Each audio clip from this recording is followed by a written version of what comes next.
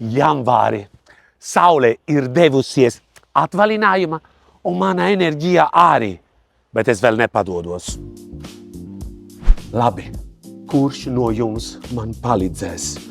Tu, varbūt tu, vai varbūt tu?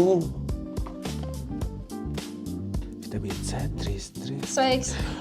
Čau, Lelde, palīdzēsi man lūdzu? Jā.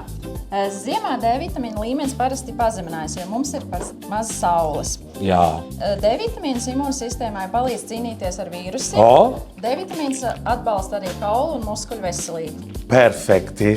Ja ir konstatēts D vitamīna deficīts, tad, un ģimenes ārsts ir ieteicis vērsties aptiekā, tad parasti sāk ar 4000 vienībām, ko lieto konkrētu laiku. Un pēc tam ikdienas lietošanai pietiek ar 1000 darbību vienībām vai 2000. Tu zini, Lelde, man patīk aerosolā veidā. Čik, ātri un vienkārši.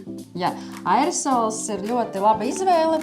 Ērti ir tiem, kam varbūt nepatīk kapsulas vai arī grūti norīt kapsulas. D vitamīnu parasti iesaka lietot kopā ar taukainu ēdienu, lai tas labāk uzsūktos. Un šī izskatās pēc visvienā risinājumā. Tas ir lielisks produkts, jo tas satur vitamīnus un minerālu vielas.